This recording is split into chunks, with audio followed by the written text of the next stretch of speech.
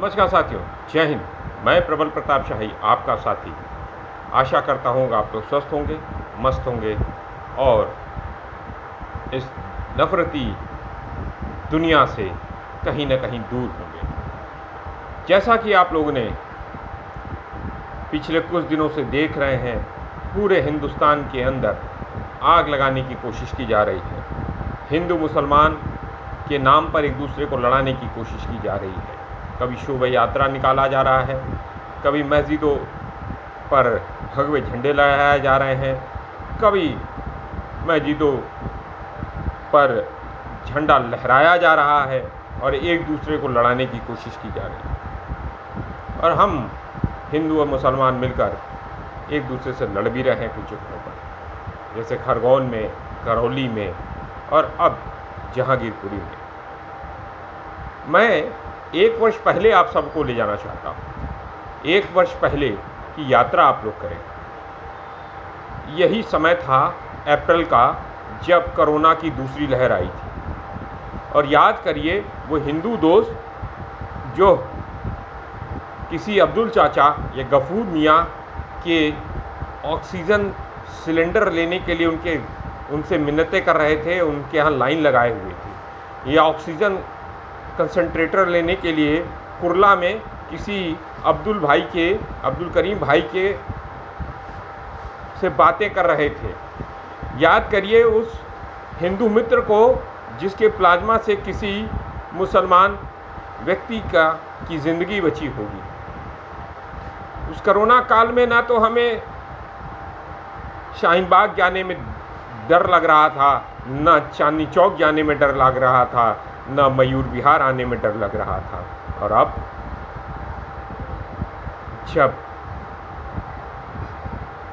1 साल बाद सारी स्थितियां धीरे धीरे कोरोना की जब ख़त्म होने लगी हैं, जब डर समाप्त होने लगा है, तो फिर हिंदू मुसलमान का डर आपस में होने लगा। याद करिए वो समय था जब सरकार भाग गई थी। ऑक्सीजन का सिलेंडर देने का काम केंद्र सरकार नरेंद्र मोदी जी का था, दिल्ली में केजरीवाल का था, यूपी में योगी आदित्यनाथ जी का था, मध्य प्रदेश में शिवराज जी का था। वो सब लोग नदारत हो गए थे और हिंदू मुसलमान इकट्ठे होकर एक दूसरे की मदद कर रहे थे, एक दूसरे की जान बचाने की कोशिश कर रहे थे।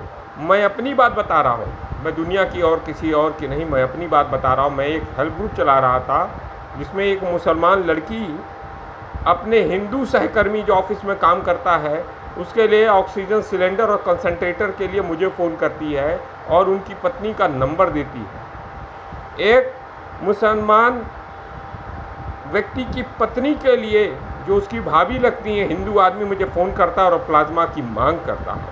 मैं कैसे भूल जाऊं वो दिन जब हिंदुस्तान के अंदर हिंदू मुसलमान इकट्ठे होकर एक दूसरे की जान बचाने के लिए लगे हुए थे। और आज 1 साल बाद सरकार और भारतीय जनता पार्टी की लगाई हुई आग में हिंदू मुसलमान इकट्ठे होकर लड़ रहे हैं। आज आप एक दूसरे के खिलाफ हो गए, आप एक दूसरे के खिलाफ होकर लड़ रहे हैं। क्या हासिल होगा आपको बताइए? क्योंकि ये सरकार चाहती है आप लड़ें, क्योंकि किसान आंदोलन हुआ, आप एक हो गए।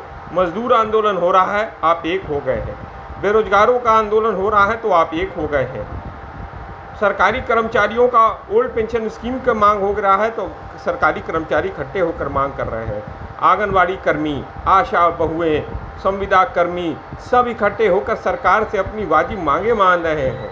बेरोजगार रोजगार मांग रहे हैं, किसान अपने एमएसपी की मांग रहे हैं और मजदूर अपने लिए वेजेस मांग रहे हैं और नए जो कानून आ रहे हैं उसके खिलाफ आंदोलन कर रहे हैं। तो सरकार को समझ में आ रहा है ना वो बेरोजगारी दूर कर पाएगी, ना वो महंगाई जो है महंगाई दूर कर पा रही है, ना वो किसानों को एमएसपी दे पा रही है, ना वो मजदूरों को उनका हक दिला पा रही है। तो इसलिए ना बेरोजगारों को रोजगार दिला पा रही है, ना आंगनबाड़ी कर्मी और संविदा कर्मियों को उनका हक दिला पा रही है। इसलिए वह अब नफ़रत की राजनीति खेल रही है और एक दूसरे से लड़ाने का काम कर रही है। और हम मूर्ख हैं जो लड़ रहे हैं। कभी आपने देखा वो जो हिंदू शोभा यात्रा निकाल रहे हैं नौजवान लड़कों में किसी भारतीय जनता पार्टी या आरएसएस के व्यक्ति का कोई बेटा है? कहीं आप राजनाथ सिंह जी के, गडकरी जी के या नरेंद्र मोदी जी के परिवार के, अमित शाह जी के बेटे या किसी को आप देख रहे हैं वहाँ पर उस भीड़ में? क्या मुसलमानों की जो भीड़ इकट्ठी होकर ईंटें चला रही थी, पत्थर चला रही थी, उसमें किसी आजम खान का बेटा आपको दिखा? उसमें उनके बच्चे तो विधायक बन रहे हैं, उनके बच्चे एमपी बन रहे हैं, और आप हिंदू मुसलमान के बच्चे, आम हिंदू मुसलमान के बच्चे ना तो रोजगार प्राप्त कर पा रहे हैं, न 2 जून की रोटी उनको मुयस्सर हो रही है, वह लड़ रहे हैं एक दूसरे से। ये सोचने और समझने का विषय है कि हमें क्या चाहिए। हमें अस्पताल चाहिए, हमें शिक्षा के नए स्कूल चाहिए, हमें नए यूनिवर्सिटीज़ चाहिए, कॉलेज चाहिए, रोजगार के नए केंद्र चाहिए, सरकारी जो संस्थाएं बिक रही उसको बचाने का काम करना होगा। हमें एमएसपी का वाजिब मांग चाहिए, और हम क्या कर रहे हैं? हम लड़ने का काम कर रहे हैं। इसलिए मैं आप सबको आगाह करना चाहता हूँ, और मेरी गुजारिश है आप लोगों से कि याद करिएगा अपने आप को। आप लोग इस नफरती दुनिया से बचना होगा आपको, अन्यथा ये आग एक दिन किसी और को जला रही है, आग किसी और दिन किसी और को जला देगी। हम एक दूसरे के खिलाफ नहीं हैं, हम एक दूसरे के मित्र हैं, हम एक दूसरे के साथी हैं, हम सब हिंदुस्तानी हैं। इसीलिए कहा जाता है हिंदू मुस्लिम सिख ईसाई सब आपस में भाई भाई। धन्यवाद साथियों। जय हिंद, जय जवान, जय किसान, जय हिंदुस्तान।